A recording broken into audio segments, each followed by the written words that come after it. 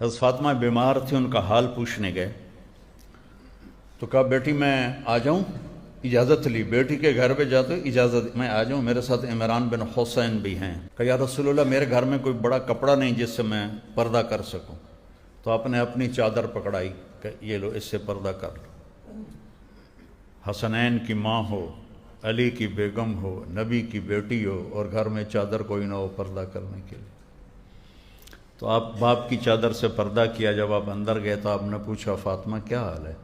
طبیعت بھر آئی تو رونے لگیں کہ یا رسول اللہ بھوک ہے، روٹی کوئی نہیں، بیماری یا دوا کوئی نہیں، تو آپ بھی رونے لگے۔